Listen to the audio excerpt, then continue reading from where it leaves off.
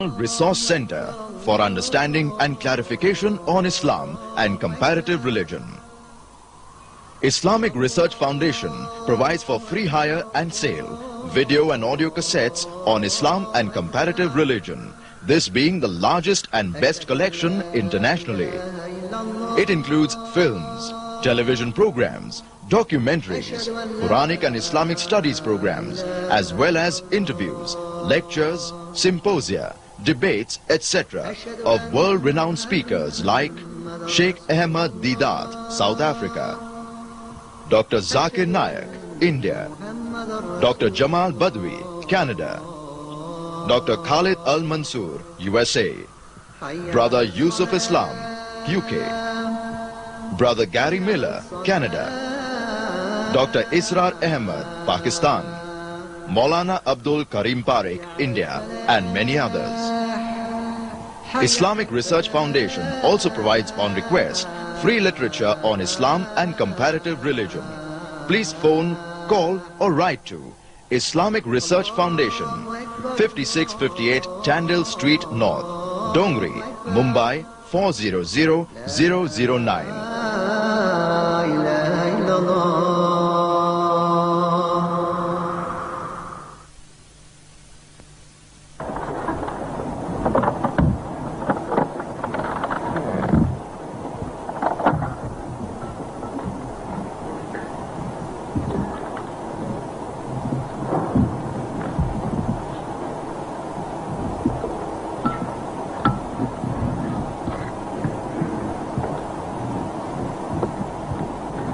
ننتظر شاب المبنى في الفيديو.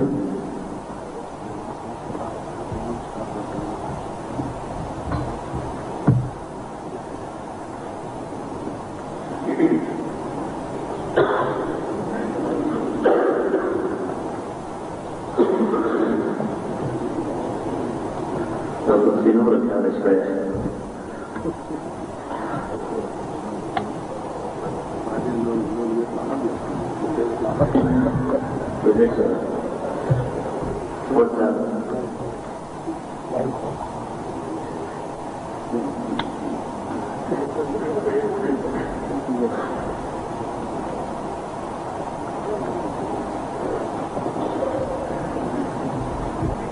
بسم الله الرحمن الرحيم. ادع إلى سبيل ربك بالحكمة والموعظة الحسنة وجادلهم بالتي هي أحسن إن ربك هو أعلم بمن ضل عن سبيله وهو أعلم بالمهتدين. صدق الله العلي العظيم. أيها الأخوة والأخوات، أهلا ومرحبا بكم في هذا الملتقى الثقافي الديني ضمن محاضرات الموسم الثقافي لوزارة الإعلام والثقافة مع واحد من كبار الدعاة إلى الإسلام، هو الداعية والعالم الإسلامي أحمد ديدات. هو غني عن تعريف ولكن لا ضير من نبذة قصيرة عن حياته.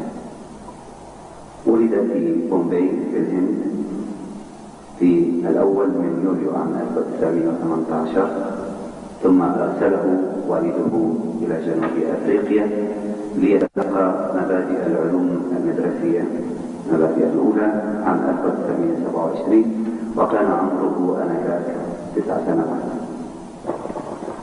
بعد تلقيه تعليم الابتدائي في جنوب أفريقيا عاد إلى باكستان وعاش فيها 3 سنوات، وكان يعتقد بأن من خلال حياته في باكستان ستترسخ عقيدته وإيمانه بالدين الإسلامي، إلا أنه فوجئ وخاب ظنه في ذلك فعاد إلى جنوب أفريقيا ليعمل في محل تجاري في إحدى القرى الريفية، وهناك التقى بمجموعة من المبشرين بالدين المسيحي، وقد أثاروا اهتمامه بهذه الديانة.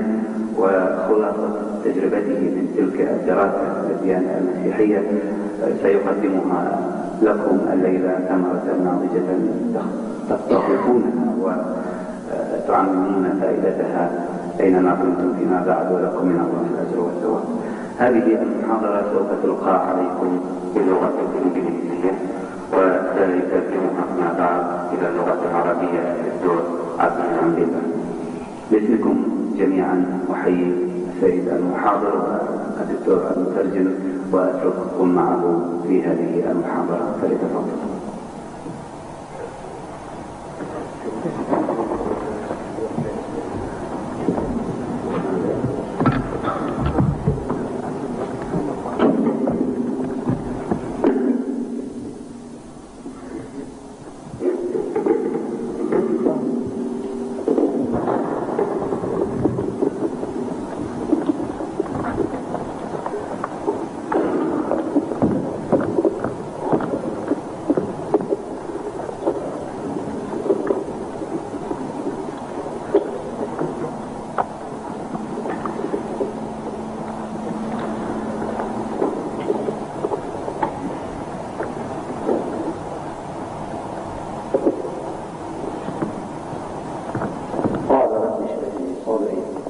ويسر لي أمري واحلل عقدة من لساني يفقه قولي. صدق الله العظيم. Mr. Chairman and my dear brothers and sisters, the subject that has been chosen for this evening's discussion is Islam and the people of the book, the Ahlul Kitab. Who are the Ahlul Kitab? We all know that Ahlul Kitab, this title, is a respectful title given by Allah Ta'ala to the Jews and the Christians. That they were supposed to be a people of learning, people who claim to have holy scriptures.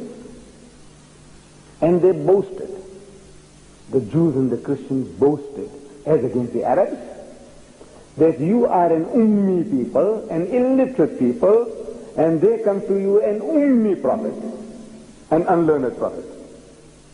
We are a people of learning.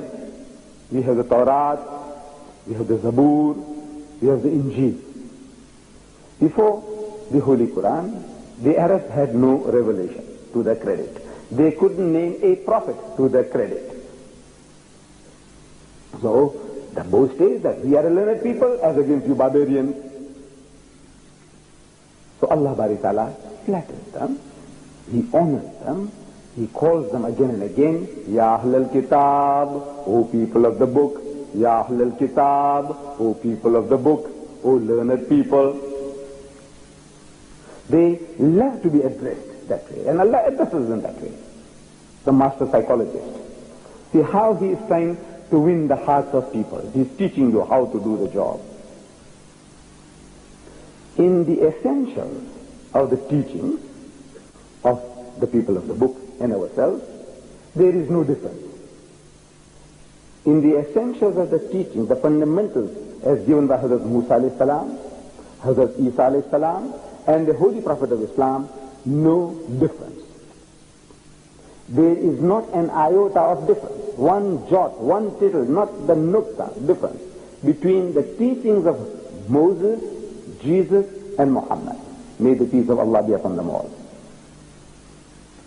This is not just a tall claim. It can be proven. See the first commandment, or the Shahada of the Jews, that Allah Bari Ta'ala gave to Hazrat Musa, the Shahada, the awwal kalima, the first kalima. In the Hebrew language, it was Shama Israelu Adonai Eloheinu Adonai Echad, which means, hear, O Israel, the Lord our God, the Lord is one. This was the teaching Allah Bari Ta'ala gave to Hazrat Musa alayhi salam, to the Bani Israel. He is the one and only God. Some 1300 years after Hazrat Musa alayhi salam, a learned man of the Jew, described as a scribe in the learned man, in the Gospel of St. Mark, chapter 12, verse 29, he comes to Jesus and questions him. He said, Master, in the Hebrew language, Rabbi, Sheikh Maulana, Master, what commandment is the first of all? what is the awwal kalima, the shahada? And Jesus answers and says unto them, and to him, so the first is, in the Hebrew language, Shama Israelu Adonai Eloheinu Adonai Echad, which means, hear, O Israel, the Lord, our God, the Lord is one. He repeated word for word what was given by Hazrat Musa alayhi salam 1300 years before, without the change of a dot. Some 600 years later, a Christian deputation comes to Medina from Najran, and they had a dialogue with our Nabi Kareem sallallahu alaihi wasallam in the Masjid al-Nabawi for 3 days and perhaps 3 nights. During the course of the discussion, the spokesman for the Christian poses the question. Said, all right, now tell us, O Muhammad, what is your concept of God? And our Nabi Kareem sallallahu alaihi wasallam is made to say, Qul huwallahu ahad. Say, He is Allah, the one and only. Hazrat Musa alayhi salam, he said, Ikhad. Isa alayhi salam, he said, Ikhad. Our Nabi said, Ahad. What's the difference? What is the difference? Actually, it's the same word meaning the same thing. If I write Ahad in Arabic, it's Alif, Ha, Da, Ahad. To make it Ikhad, on the Ha you put a dot. To make it Ha. The difference is the difference of a dot. This is only to produce a sound. Ha to Ha. In the meaning, no difference. Between Ahad and Ikhad, it means one and the same thing, the one and only. So in the fundamentals of the teachings of the prophets of God, no difference.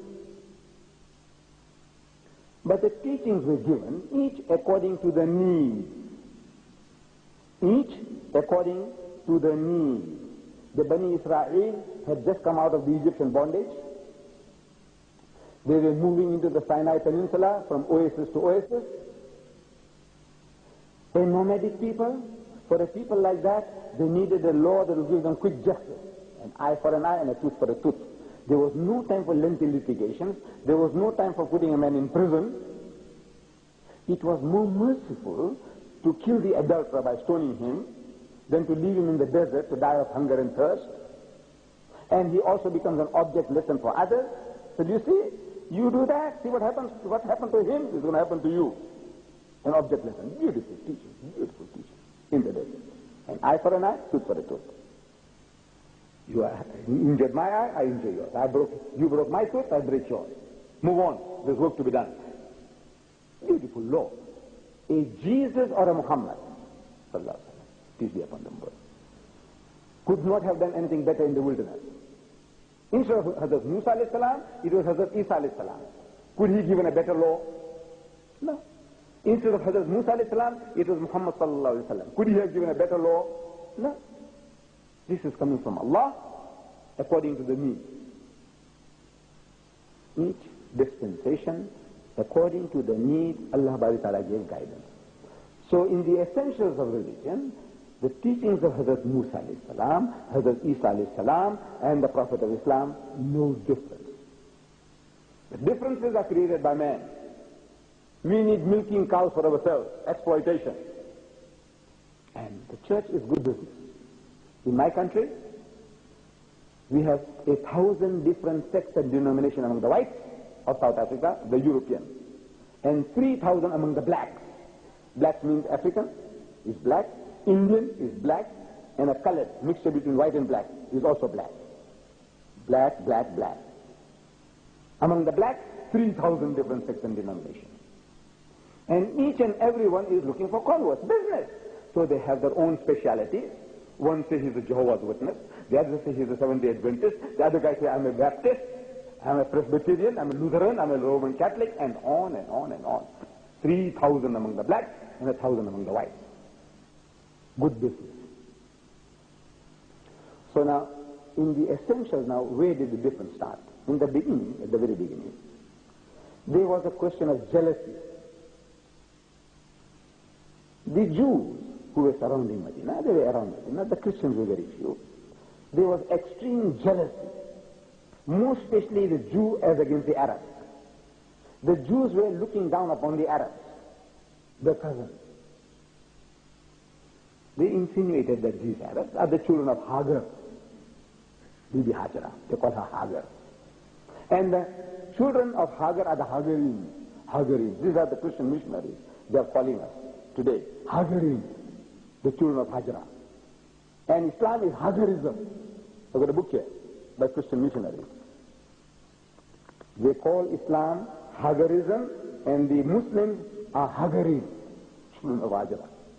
The challenge of Islam in South Africa. So it started this jealousy from the very first. But coming closer to our own period of time, the competition has been greater. When the Christians started conquering our land, when we conquered Christian land, we didn't force deen, we didn't even propagate. The proof of that is, after 800 years of rule in Spain, the Muslims ruled Spain for 800 years, they were kicked out to a man. Not one guy was left in that country to give the azan. Had they done anything at all, any kind of force, any kind of propagation, surely the situation would not have been that.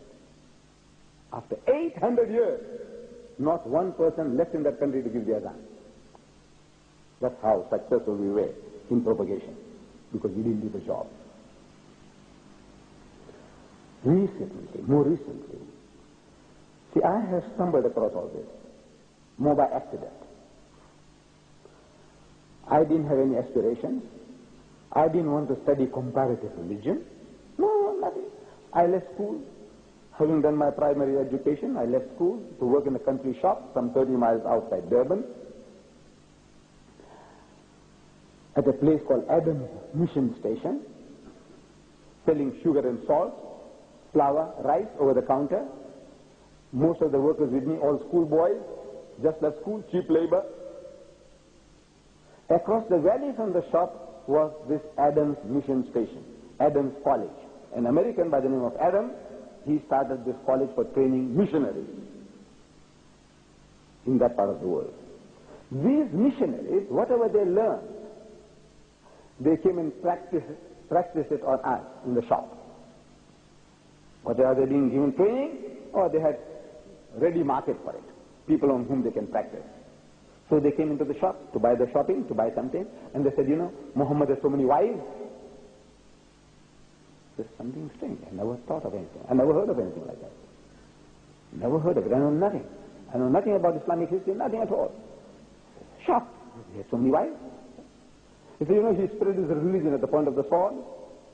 If you don't accept Islam, he told the people, you chop off your head. They forced Islam down their throat. He copied his book, the Quran, from the Jews and the Christians. I know nothing about that. The only thing I knew about Islam, as well as my other fellow workers, was that we read the Kalima. If I met any of you then, as a youngster, and I said, where you come from? I said, I come from Egypt.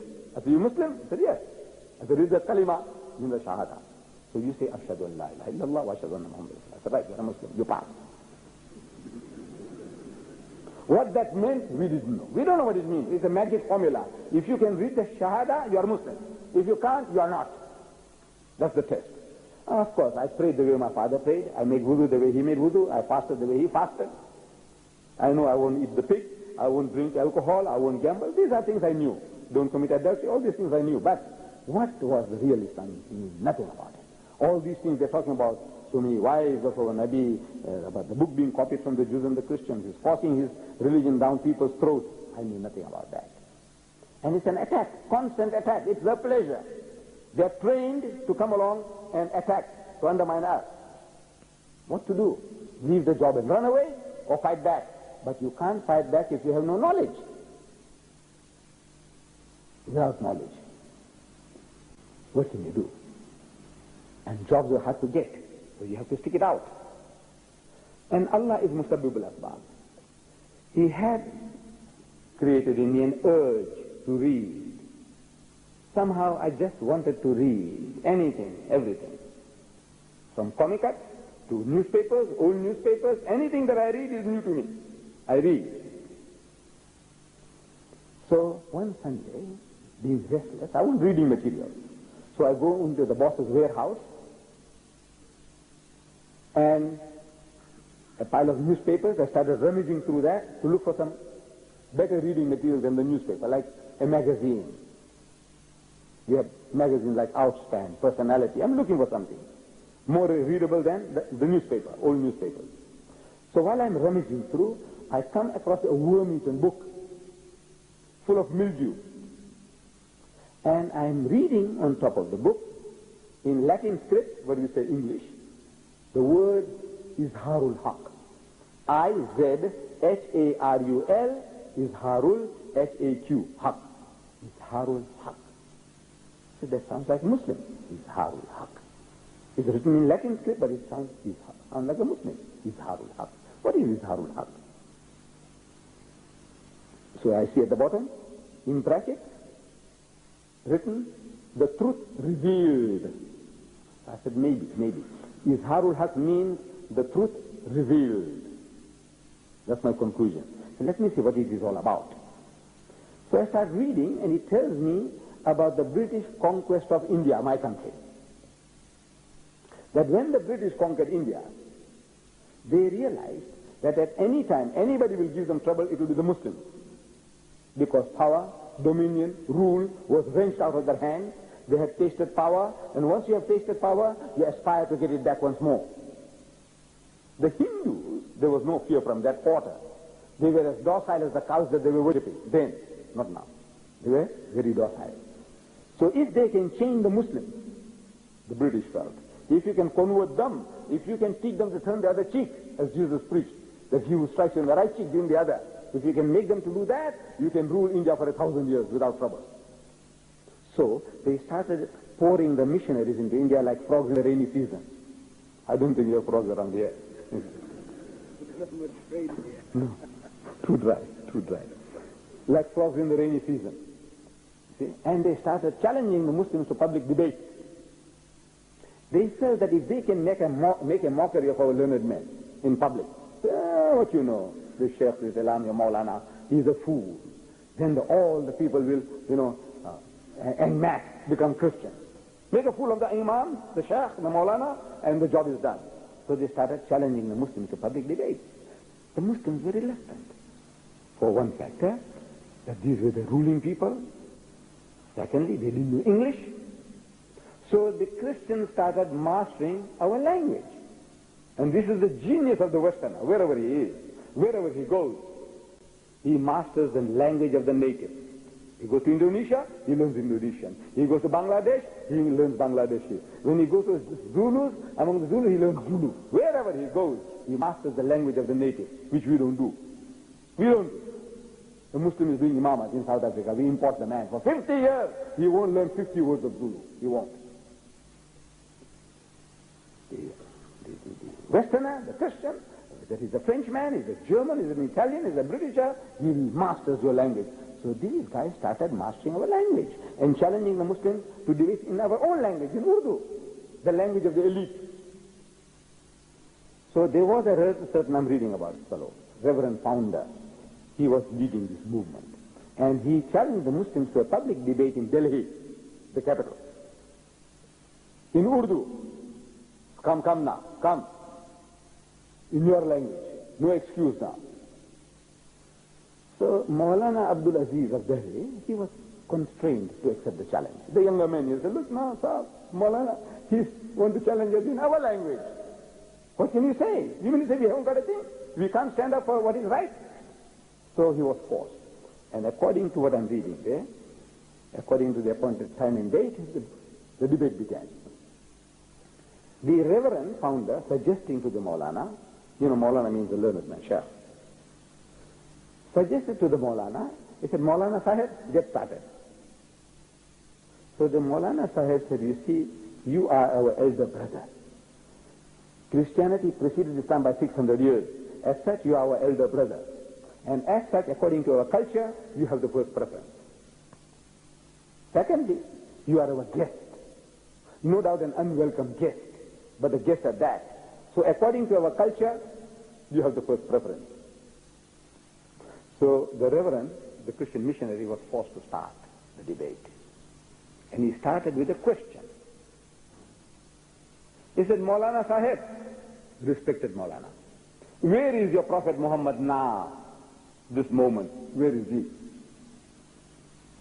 And the Maulana thought for a moment, and he said, he is in Jannatul Firdaus, heavenly bliss with Allah Bari Ta'ala. From that answer came the second question. Said, all right, now tell us, where was he, your Prophet? Where was he when his grandson Hussein was martyred at Karbala, made Shaheed? Where was he then? So the Maulana thought again for a moment, and he said he was still in Jannatul Firdaus, heavenly bliss with Allah Bari Ta'ala. From that answer came the third question. Said, all right, now you say that your Prophet was with his Allah in heaven when his grandson Hussein was martyred at Karbala. So didn't he ask his Allah for help? Say, Ya Bari Ta'ala, look at my grandchild, he's being butchered.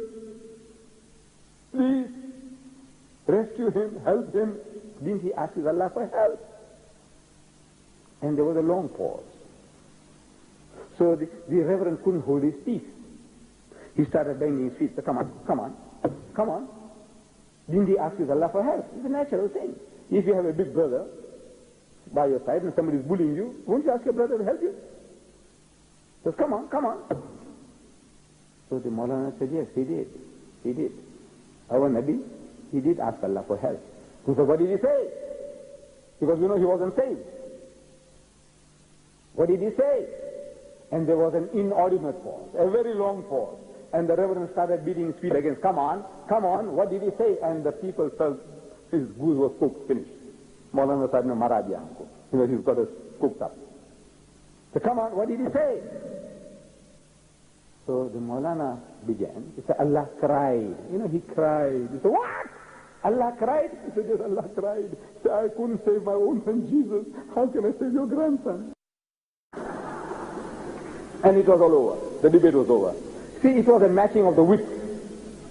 There is a saying that twice armed is he whose cause is just, but thrice armed is he who gets in first. Like the Jew. Every time he gets in first, he knocks us out.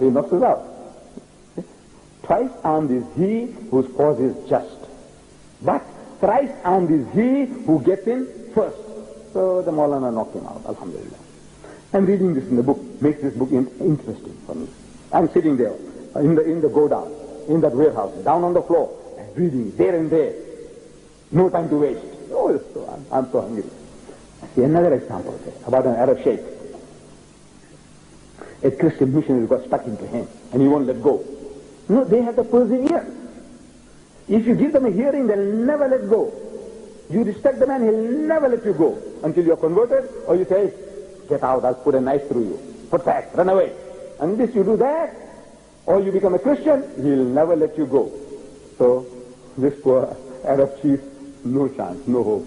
This Christian is coming day in and day out, hammering away. Christ died for your sins. God Almighty, He came down to earth as Jesus Christ, and He sacrificed His life to redeem you from sin and give you salvation. You accept it and you be saved. You don't have to pray 5 times a day. You don't have to fast. You don't have to give zakat. You don't have to go to Hajj. Look, what should you? You're killing yourself, man. God is not so hard, so unmerciful. He will make things easy for you. Just believe that His Son, He sacrificed His Son. His Son is Himself, of course. He died for your sins. And on, day in and day out. And the Arab Sheikh is trying to find a way out. So he thought of an idea. He tells his wazir, prime minister, he said, look, next time this guy comes along, I want you to come and whisper something in my ear. All right. So the guy came, as usual. Good morning. There comes along the wazir, the prime minister, and whispers something into the chief's head. And the chief starts to cry. The sheikh starts to cry, like a woman. He's crying, as if somebody had died. So the missionary wants to know, what's wrong? What's the news? He said, don't talk. Too terrible. He said, tell me, I can sympathize with you. He said, no, you can't. So he's trying to persuade the sheikh to reveal the secret. What has happened? So eventually the sheikh reveals it to the missionary that I just got the news that the archangel Gabriel, he died. So the missionary said, don't be a fool. He says, the angels don't die. Angels don't die. So the sheikh said, and you fool, you telling me that God died? Now, this is making things interesting, reading, for me. See, I read, and then I'm reading about the Bible. I say, look, this was written by some Abdullah Hindi, some Arab gentleman. He wrote this about 100 years ago. It was written in Arabic, it was translated into Gujarati, into Urdu, into English, all these languages, to help us to give battle to the missionaries. So I'm reading about Matthew, Mark, Luke, John, that this one contradicts that and that one contradicts the other one. So I don't know all these things. I don't know Matthew, Mark, Luke, John. So when I went to Durban, that's about 30 miles away, one day I go to a second-hand bookshop and I buy a 5-cent, 6-penny New Testament, second-hand. Oh, I go back again and I start marking. Whatever I read here, it's Matthew, I look for Matthew, mark it. This one contradicts that one, I make references, that one contradicts the other one, mark it. That's how I started. I started marking. Now, I seem to have some knowledge about Matthew, Mark, Luke, John. So these people come to do the shopping. So I ask them, hey, where are you going on Sunday after church? They say, no, nowhere. I say, where do you live? They explain this way, that is all right. I'll come and see you Sunday morning. Okay. So now, that's my hobby, my pastime, my occupation. You know, my second occupation. It gives me pleasure. I go and knock hell into them. So for every 1 point you give me in the favor of your religion, I give you 10 against it. That's the only psychology that I know. Hit for hit, not only one hit, I give you 10. You give me one blow, I give you 10. You blame me for that? No, that's the only thing I knew. I didn't go to any university, I didn't go to college, I didn't go to any Darul Uloom. This is my college, this is my university. Practical experience. Go and knock hells into the guy, he's been knocking hells into me and my people, so I go and knock hells into him. And I developed a taste for it. Beautiful. You know, you're coming out on top. And in every field. You know, I have done boxing, and I know when you get the guy under the jaw and when he goes flying, how nice one feels. You don't know. If you have done it, then only you know. I did wrestling, and I know when you get the guy in your grip, you know, and he's helpless, you know how you feel. You know, the master of the situation. I have done all these things, you see. I did judo, I did weightlifting, I did wrestling, I did swimming. So right, this is another type of karate I was doing. Another karate. Right. So you come, you know, with something, and I know how to wait it off and how to knock you out. So when I returned to Durban, what to do? Now I'm looking for the priest. I had some experience with the trainees, missionaries. Now I work for the priest. I go every Saturday afternoon. We close at 1. I look for it after having my lunch. I go and look for a church. I go and meet the father. Church father says, Father, you know, I'm very much interested in religion. I like you to come and share with me your faith. And I want you to come with your family and have dinner with me. I persuade them. Come with your wife and children. And I give them what is called jarda, I don't know whether you know, and some soji and some biryani. Ooh, I feed them.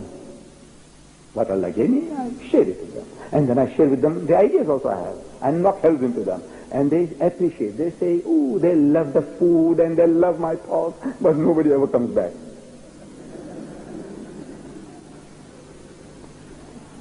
So this was how I got started into this, and I'm here. But now the Christians, from those good old days, you know, when they were only looking for faults, attacking, they have changed the system now. They changed. They use other tactics. Now they are studying the Quran, and they confront you with the Quran. There was a young Muslim girl at a place outside Johannesburg called Bosmont, and some Christian missionaries were taking her with the other children for picnic, brainwashing her, and she reached a stage now she wants to become a Christian. So they sent an SOS, say what was sold, come Mr. Deedat, talk to them.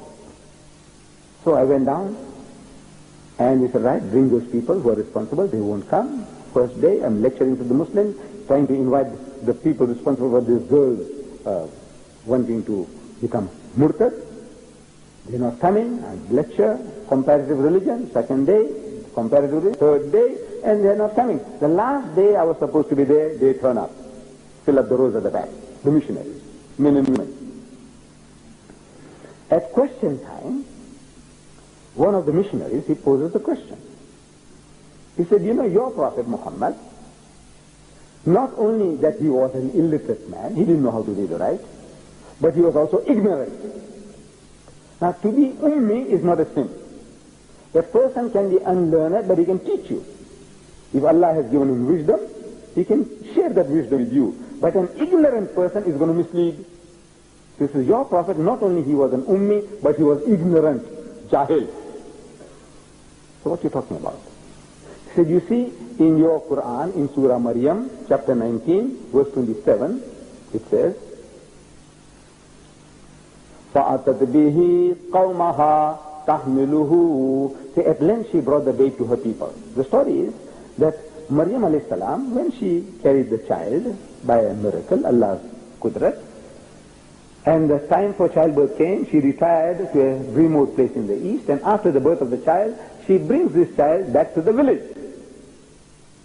So, that is, the Holy Quran is describing the scene.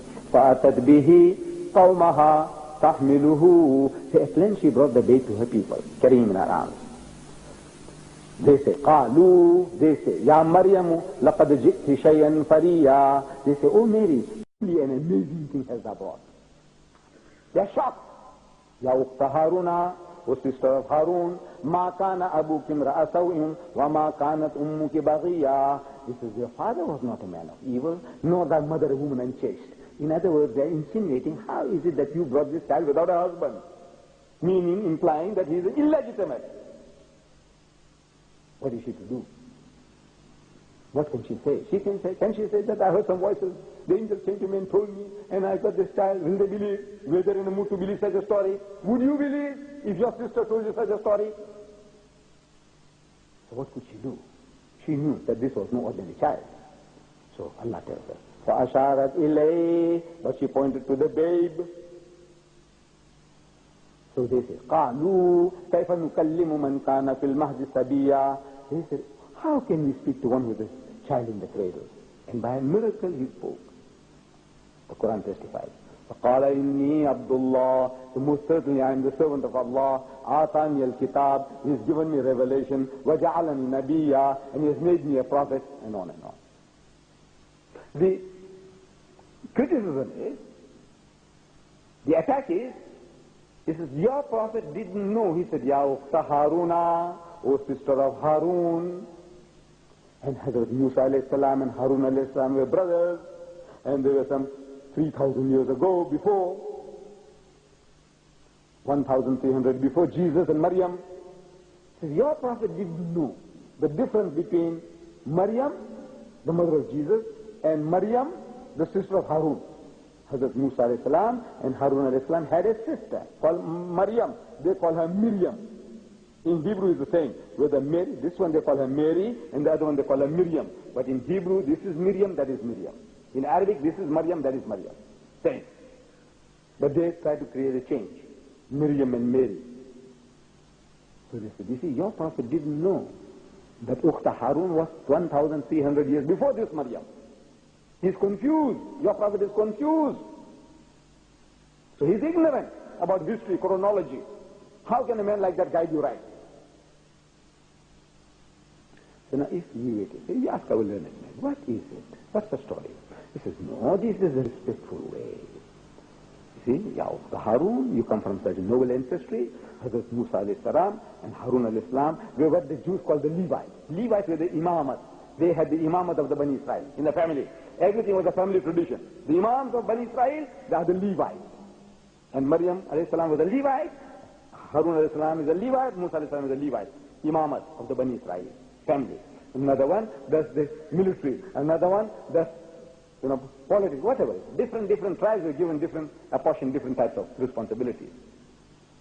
So you see, she comes from a noble ancestry. Her father was a good man. Her mother is a good woman. Now how is it that you have brought this child without a husband?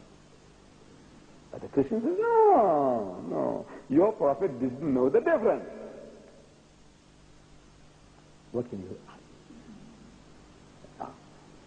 I had to answer this to satisfy them. So I said, you know what?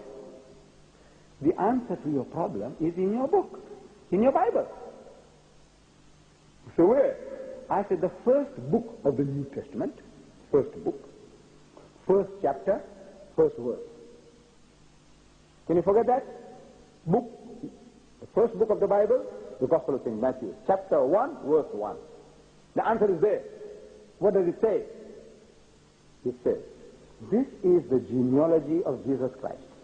This is the ancestry of Hazrat Isa alayhi salam, his ancestors. His father, grandfather, great-grandfather, great-great-great-grandfather, and on until Hazrat Adam alayhi salam, Hazrat Dawood alayhi salam, Hazrat Ibrahim alayhi salam, all lines, genealogy. So it starts, it says, this is the genealogy of Jesus Christ, the son of Abraham, the son of David. Is that what it reads? He said, yes. He is the son of Abraham, he is the son of David. I say in the Gospel of St. Luke, we are told he is the son of Joseph. He is the son of Abraham, Ibrahim alayhi salam. He is the son of David, Dawood alayhi salam. He is the son of Joseph, the carpenter. And in the Gospel of St. Mark, we are told he is the son of God. He is the son of Abraham, David, Joseph, and God. How many fathers has he got? 4. I said, the guy who's got 4 fathers, what do you call him in your colloquial language? What do you call him? He said, no, it doesn't mean that. I said, what does it mean? He says the son of Abraham. Means Abraham is his father. Son of David means David is his father. Son of Joseph means Joseph is his father. Son of God is his father. He's got 4 fathers. A man who's got 4 fathers, what do you call him in your language? Common street language. What do you call such a person? So it doesn't mean that. So what does it mean? He said, no. You see, it means he comes from the prophetic tradition of Ibrahim alayhi salam. He comes from the kingly family of Dawood alayhi salam. He is the supposed son of Joseph the carpenter, but really he is the son of God. So you have to explain all that, but it doesn't say that. Your book doesn't say that. This is son of Abraham, son of David, son of Joseph, son of God. So you see now, this is what is called ilzami jawab in Urdu, an accusative reply. You put the onus upon the other person. But this only comes through experience. I don't know, I haven't read these in books. See, working, that create problems for you, and when they create problems, Allah Bari Ta'ala from His ilmi ladunni, because you have done some homework before, it clicks. It tickles your memory. You say, killing this man. You don't hear voices. Jibreel doesn't come anymore. He's retired. If anybody tells you he hears voices, you need a psychiatrist for him. So, this comes through experience. You read, it comes. I happened to visit the Cape Province, and at a university called Wellington, of the Dutch Reformed Church, the people who rule South Africa, they are called the Dutch Reformed Church. They belong to the church. So they invite me to go and deliver a lecture to them. Subject, the original sin. Original sin means the awwal, the first sin. What was that? Adam alayhi salam. He made a slip in the garden, and for which, he ate that forbidden fruit, and he was kicked out of the garden. And because he was kicked out, and Hawa and Adam alayhi salam had the propensity for procreation, so today, at the beginning of 1986, we were 4.8 billion Adams and Eves on earth. 4.8 billion. 4,800 million Adams and Eves, all of us. So they say that the sin came into the world. We inherited that sin. And as such, that one black spot on the soul of Adam and Eve, Hawa, now becomes 4.8 billion black spots on the roof of every individual. And that black spot can't be removed by individual effort. So somebody must pay for that. And the one who can pay is God himself. So he came down to earth as a man, he lived up to 33 years of age, and he had himself crucified. That is the Christian theology. The original sin. So I explained to the Christians, I said, look, we believe that Adam and Eve made a slip, but Allah Ta'ala forgave them. And sin is not inherited. Sin is an acquisition. After reaching a certain stage of discretion, you know right and wrong, you are guilty or not guilty, boy or girl. Prior to that, any human child that dies, before reaching the age of discretion, that child goes to heaven. Whether born in the home of a Hindu, a Christian, a Jew, an atheist, an agnostic, the child goes to heaven. Before the age of discretion, any human child, every human child goes to heaven. Masoom, everyone is sinless. So at question time, the missionary priests, all priests, they said, Mr. Deedat, how can anything good come out of evil? Meaning, adultery is an evil, and good, masoom, sinlessness, is a good thing. How can a good thing come out of a bad thing? Zina.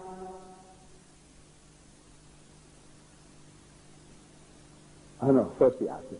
Even if the child is born out of wedlock, see, even if the child is born out of wedlock, out of marriage.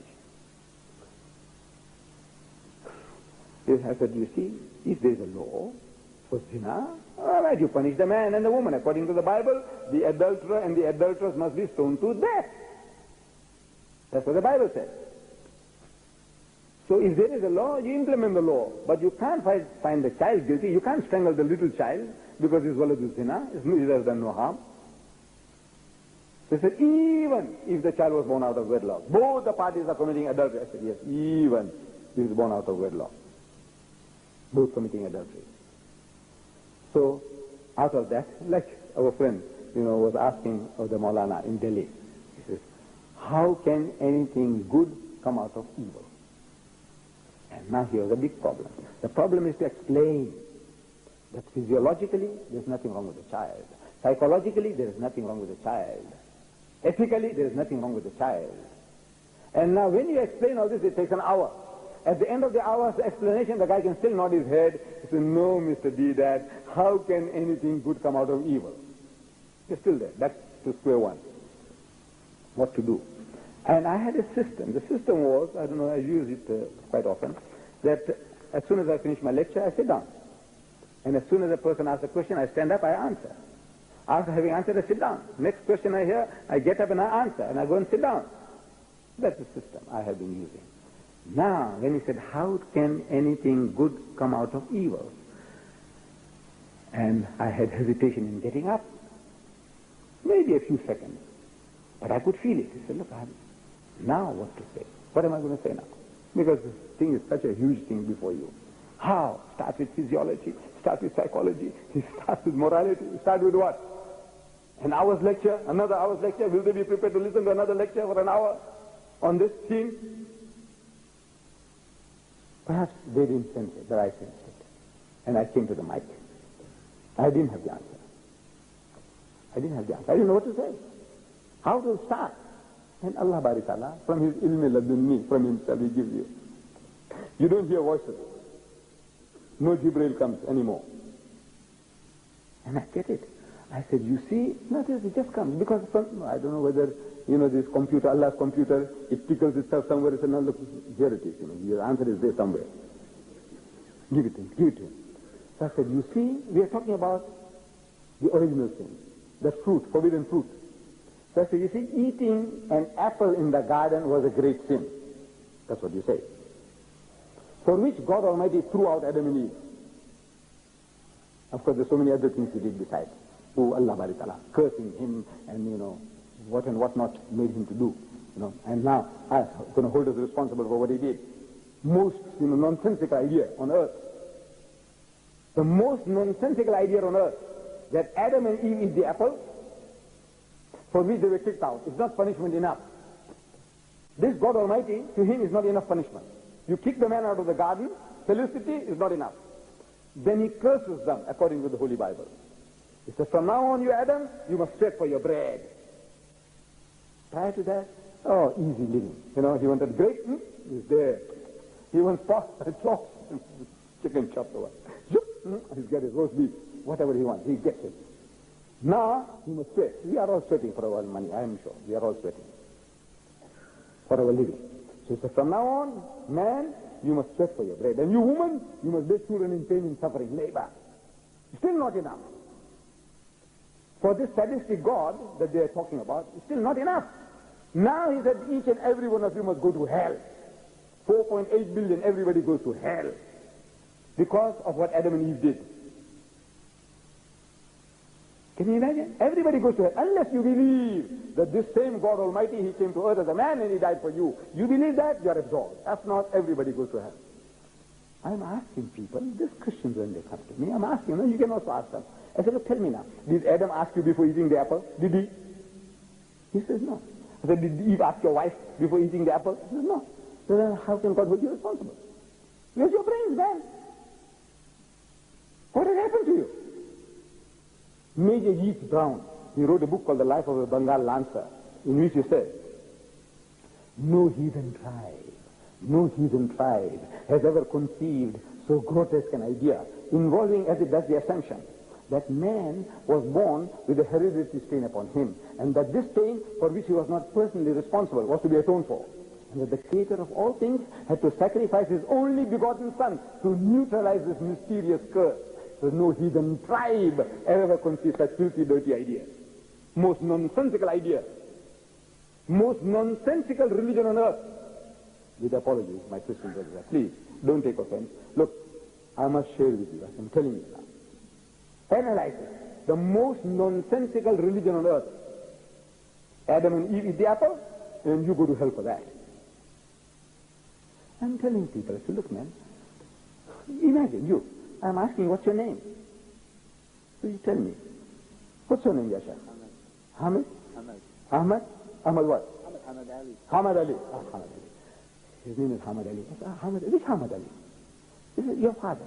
So he describes to me. And your he says, my grandfather, he used to be a merchant, and he used to travel to Africa, and he used to, barter his dates for all your wild animal stuff. So I said, oh, yes.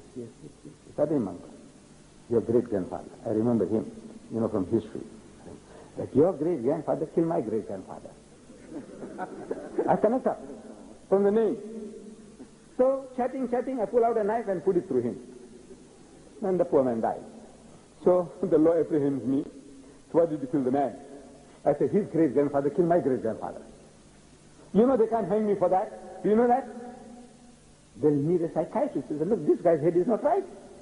He's mad, poor fellow. He's mad. You can't hang me for that. If I do a thing like that, his great-grandfather killed my great-grandfather, so I killed him. They can't hang me. No country in the world will ever hang me. You know that? They said, this guy needs his head to be examined. He's a lunatic. I said, is God a lunatic? Huh? Adam and Eve eat the apple and he puts everybody into hell for that. Is he a lunatic? He says, no, that's what they're telling me. If I did that, you say I'm a loony. If God does it, it's wisdom.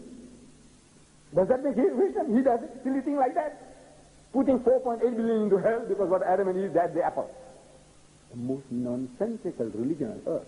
And they're getting converts. And you don't get converts. I want to know why. You don't open your mouth. You don't do the job. That's the reason. If you want to sell something, any rubbish, there's a saying, a fool is born every minute. A fool is born every minute. You can sell any rubbish. You keep on talking, you can sell. Somebody will be fool enough to buy any rubbish. They're getting converts of Adam and Eve. So he says, I said, you see, eating an apple in the garden was a great sin, according to you, for which Adam and Eve were kicked out. But, in contrast to that, killing the only begotten Son of God is the most heinous crime you can think of. If eating an apple is such a sin that Allah kicked out Hawa and Adam alayhi salam, then killing his only son, in 1 billion years he only produced one, and you go and kill him. In gravity, how huge that sin is. And yet, out of that murder of the only Son of God, you say came the gift of redemption, salvation, Rah Najat. This is a blessing. I said, you tell me, how can anything good come out of evil? You tell me. And it was over. What this nonsensical idea. Can you see? I said, they are studying the Quran. I end this talk of mine with this last example. Then, of course, we'll be open to questions. I'm showing you the missionary activities, the Christians. They're not satisfied with that. Allah is telling us. It's a وَلَنْ تَرْضَى أَنْكَ الْيَهُودُ وَلَنْ نَصَارَى حَتَّى تَتَّبِعَ مِلَّتَهُم. That the Jews and the Christians will never be satisfied with you unless you follow their brand of religion. There's no other hope for you. Either you change them or you get changed. There's no other way. Change them or get changed. And we can afford to lose 1 million. We are 1,000 million Muslims in the world, we can afford. We are carrying too many passengers along with us who do nothing, and actually they are stumbling blocks to propagation. We can afford to lose 1 million, 2 million. So Allah says, they won't be satisfied with you until you follow the brother of religion. So now, they are mastering the Quran, they're throwing the Quran at us. And they are forcing us to study Quran now. They are forcing us. You don't want to study the Quran. They are forcing us. In Durban, South Africa, there is a University of Durban Westward. It is for the Asiatics. Indian Christian, Indian Muslim, Indian Hindu. We all go to the one university. University of Durban Westward. And our government was so kind and generous to start a department of Arabic Studies and Islamics at government expense. But the first man they got as the head of the department was Professor Spencer. He was a missionary before, and he knew Arabic. Supposed to be a master of Arabic, and he is the head of the Department of Islamic Studies and Arabic. So while he is teaching Arabic, he is having snide remarks about to the Muslims, about the Prophet, about Islam, about the Quran. In Quran, this is not grammatical, this is not right, and this is not right. It should be like this. So your Prophet being an Ummi, he didn't know, that this is better construction than what he has done here. So the young people come and complain. He says, this professor is talking like this and talking like that. So I said, look, what you do, call him for a cup of tea and call me. I want to talk to him. But somehow it doesn't work. I don't know what it is. This inferiority complexes our people have. And a couple of years went by, and then the Muslim professors came. Dr. Salman Nadwi and Professor Habibul Haq Nadwi to take over the departments of Arabic Studies and Islamics. Alhamdulillah. Muslims are taking charge. But the guy is still there, the head. So I'm telling these professors, I said, look man, call this guy for lunch at home and call me, I want to talk to him. It's not working. And the man retired and he went away. After a few years, he returns to Durban. He went to Britain. He lives in Britain. That's his home country. Professor Spencer. He returns to Durban and he comes into the arcade where we have our offices, Islamic Propagation Center. And he goes to an Islamic bookshop where my ex-secretary is. So as soon as he finds out that this is Professor Spencer, he knows that I was yearning to meet this fellow. So he said, Mr. Deedat is in the office next door. Would you like to meet him? I said, yes. He said, come. I said, why? This man is also old. So while he's walking, Mr. Vanka, my secretary, he starts, the ex-secretary, he rushes. He's got heart trouble, but he rushes. So he comes to me. He says, the enemy, our enemy is here. You see, this Professor Spencer is here. And he says, come here, and he knows our language. He says, look, you look out, see what you talk about. Mm-hmm. By the time he has conveyed the message, the guy's in the doorway. I said, good morning, Professor, good morning. Come in, sit down. Came and sat down. I said, Professor, what will you have? Something hot or cold? He said, no, cold will be all right. It was a hot day. He said, get us 2 orange juice. No time to waste. If you are a mujahid, there's no time to waste. I said, Professor, before the orange juice can come, I said, Professor, look. I said, you are a professor of Arabic. You know Arabic. And you know Islamic. I want to know how is it that you haven't accepted Islam yet? All this knowledge you have, how is it that you haven't accepted Islam? That's my question. Simple, straight, to the point. Your knowledge of Arabic, your knowledge of the Quran, your knowledge of Islam, I want to know why you haven't accepted Islam yet. So he's asking me, he says, have you got a Quran of Yusuf Ali printed in the Arab country? I said, look, all the Yusuf Ali's translations are the same, page for page. There might be a little difference in the production, like this one, with the gilt age and all that, but it's the same. Yusuf Ali's, page for page, saying whether it looks this thick or this thick is the same. He says, no, I want to see one printed in the Arab country. So what's wrong with this? I'm asking him, why haven't you accepted Islam? And he's asking me for a Quran from Arab country. So I had one from Qatar, Doha, Qatar. Just where I'm seated, I took it and I gave it to him. So he opens the Quran. I didn't know where he was opening, but now I know it was Surah Hijr. He opened it. He found verse 39. He read it and he gives it to me. He said, read. So I read. He reads. Subsequently I learned it. At that time I didn't know the verse. قال رب بما أغويتني لأزينن لهم في الأرض ولأغوين لهم أجمعين. That's the verse, verse 39. Surah Hijr, chapter 15. So I read that and I read the meaning. It says here, Shaitan is saying, Allah, Ya Barik Allah, oh my Lord, since you have got me wrong, I am going to waylay these people, insan, and I will take them off the path. Make things fair seeming, all the wrong things I'll make them to seem very, very nice to them that they can do and go to hell also. I'm going to waylay them and take them off the track. So I read it. So I said, so what? He says, you see this word aghawaitani? I said, yes. He said, you see, this man has translated, you got me in the wrong. Shaitan is telling Allah that, look, you got me in the wrong about the relationship between Adam alayhi salam and about eating the food and all that. He said, you got me in the wrong, so now I'm going to take revenge on man. So you got me in the wrong. They said, aghawaitani doesn't mean that. It means you deceived me. So I said, look,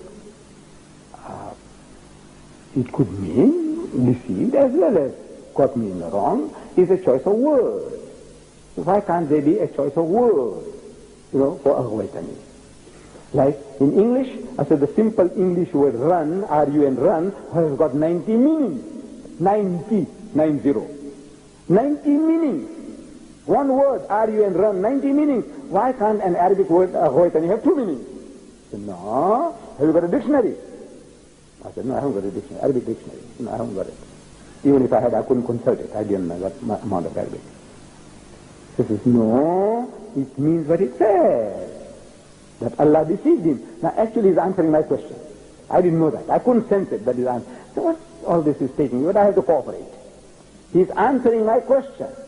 Why doesn't he accept Islam? Because Allah is a deceiver. He deceives people. How can I believe in a God who deceives? He's trying to tell me that. But I don't catch the joke. Sometimes I'm a bit slow, in catching up, you see. So I have to cooperate. I said, look. Then I said, look, this is what Shaitan says. This is what the devil says. And the devil will always talk devilish. I get myself into trouble. Your government has been very kind to me. They gave me a special visa. They gave me VIP treatment. I have come here. But because I know these people will treat me so nice, like a brother, so I bring some drugs with me, or some alcohol with me, and somehow the custom fellow says, look, I want to see, and he finds it, and I go to jail. When I get back to South Africa, you know what I'll tell them? I said, these guys, this Munim Billah, Abdul Munim, he got me into trouble. I'm going to blame him. This guy got me into trouble. I won't say, he says, you see, man, I took a chance. I thought, some Arab might be interested in this. I might make some easy money, so I took this along. I won't say that. I said, yeah, this guy, man, they got me into trouble and put me in jail. 6 years, 7 years I spent in jail. These fellows are no good. This is man. That's what he does. So Shaitan does devilish thing. He gets himself into trouble. Now he's blaming Allah. He said, look, you got me in the wrong. If at all, it means that. You deceived me, all right. But if Shaitan is saying that, Allah didn't say I deceived him. I deceived Shaitan. He is saying you deceived me. And we always blame the other fellow when we get into trouble. But I said, in the Bible, God says he deceived. He said, where? Now he's playing into my hands. He's asking, where? I said, you see, in the book of Exodus, when God Almighty tells Musa alayhi salam, Moses, go to Pharaoh, and tell him, let my people go, free my people. Go and tell him, but I will harden his heart. Allah says to Hazrat Musa in the Bible that I will harden his heart, that he will not let you go. He won't let you go. I'll give you the one whack, one plague. One plague punishment for not letting the people go. But who made them to do that? Allah. That I will harden his heart to make him say, no, I want. So I can give him punishment. He did it. Then again he said, right, go and tell Pharaoh, second time. Let my people go. But I will harden his heart. So he won't let you go. So I'll give him another whack. And he did it 9 times. 9 times he hardened the man's heart. Poor Pharaoh, what can he do? If Allah hardens your heart, even Pharaoh, what can he do? So who is guilty? Allah or Pharaoh? Allah is guilty. He's hardening the man's heart. Poor fellow. How can he soften it if Allah hardens it?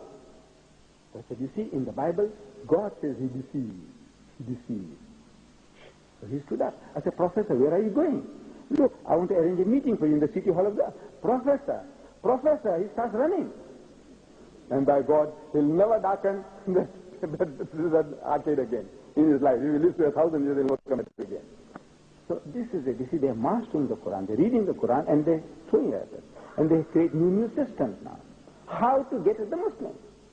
They said, find common ground, which is Islamic, Quranic. Allah is telling us to find common ground with him, with the Jews and the Christians. Find common ground. Allah says, tell them, Ya Ahl al-Kitab, O people of the book, ta'alaw, come, ila kalimatin sawa'in baynana wa baynakum, that we come to common terms as between us and you. Let us get onto a common platform and understanding. Then he gives us the terms of getting together. The number one, Allah na'budu illallah, that we worship none but Allah, wala nushrika bihi shay'an, that we associate no partners with him, wala yattakhidha ba'duna ba'dan arbaban min dunillah, and that we do not take from among ourselves lords and patrons other than Allah.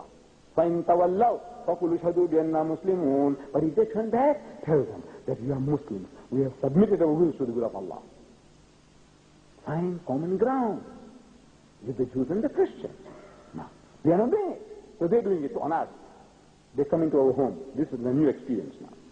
They knock at our door. They meet our children. They talk to them. They say, you know, Jesus Christ was one of the mightiest messengers of God. He's getting your response. He said, of course, we believe that. Don't we?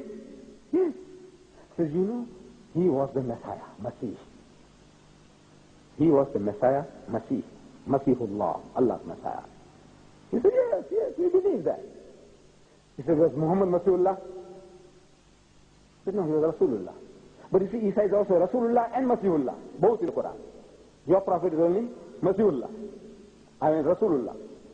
It seems to be that, you know, our Nabi has got one less qualification. That's what he says. He says, you see, Jesus was born miraculously, without any male intervention. No, we believe that. Was Muhammad so born? He says, no. He's got another point in his favor. See, the scale is going heavier inside of Jesus. He says, you know, Jesus, he gave life to the dead. He said, yeah, by God's permission. Bismillah. I say, yeah. Did Muhammad give life to the dead by God's permission? No, that I know. Another point. In his favor. It is going still down, heavier. They say, where is Jesus? He's in heaven. He's coming back? I said, yes. Where is your Prophet Muhammad? He says, he's buried in Medina. So perhaps his bones have rotted in the grave? No. We believe he's Hayatun Nabi, the living Prophet. Yeah, metaphysically. But maybe physically, his bones have rotted in the grave. But maybe. So don't you think God had a purpose in doing all this? Does it for nothing? When you make kurbani, Bakri you call it, you know, remembering sacrifice of Abraham, you look for a perfect animal without blemish, not blind, ear not broken, ear not cut, not limping, perfect, right? So if God Almighty wants to make a sacrifice, will you look for second best, meaning your prophet, second best? Argue. Go ahead. So there are ways and means, my dear brethren. In this field, now, if you get these booklets of mine, they answer these things. So easy. It's so easy and so pleasant. All these things are not worth anything, wallah. You can, pick his bubble, this balloon of his, every one of them, and burst them up. It doesn't, all these things that they're talking about. But you have to do a little bit of study, and you have to do a little bit of homework, and you have to start sharing with people. And this is our trouble. The Muslims of the world, they are not doing anything. They don't want to do anything. They sit on the backside, leg upon leg, passing time. I don't know what you people don't smoke so much hookah anymore. But there are other pastimes. You're not doing the job. My brothers and my sisters, Mr. Chairman, I urge upon my Muslim brothers and sisters that you do a little bit of homework. Learn to share our deen with the Jews and the Christians. There is a destiny in store for us all. They were prepared to receive our message. Allah Ta'ala prepared them. He sent prophets after prophets to them, preparing them to receive this message. But we haven't delivered that message to them. The very first people who are to receive this message are they. When Allah Ta'ala confers upon us that honor of kuntum khayra ummatin ukhrijat linnas, so you are the best of people evolved for mankind. تَأْمُرُونَ بِالْمَعْرُوفِ وَتَنْحَوْنَ عَنِ الْمُنْكَرِ, because you enjoin what is right and you forbid what is wrong. وَتُؤْمِنُونَ بِاللَّهِ, and you believe in Allah. Half a verse. That's only half a verse. The complete verse, وَلَوْ آمَنَ أَهْلُ الْكِتَابِ لَكَانَ خَيْرًا لَهُمْ. But if the people of the book the Jews and the Christians, if they hearken into this message, it will be better for them, it will be better for you. Minhumul mu'minuna, among them there are good people, mu'min, faithful people, wa aktharuhumul fasiqun, but the majority of them are perverted transgressors. Two types. Among the Jews and the Christians, there are two types of people, good people and perverted transgressors. But we must find ways and means of getting at them both. You come to go, this guy is no good. Find ways and means of giving battle to the good guy, how to approach him, and how to give battle to the perverted transgressor. وآخر الدعوانا الحمد لله رب العالمين. وفي ختام هذه المحاضرة دعونا إلى أن نشكر الداعية الكبير الأستاذ فضيلة الشيخ أحمد ديدات، هذا المتحدث بلغة الكراهية كما نقول، والمستمتع بحديث الإسلام ودراسة فضائله وقيمه أكثر من متعة المشاهدين لأفلام الفيديو والبحث. ونسأل الله أن نكون جميعا وسائل إعلام لا تنقل إلى الصالح وتتعطل مجرد ملامستها الجدار الصالح. نشكركم على حسن استماعكم، والسلام عليكم ورحمة الله وبركاته.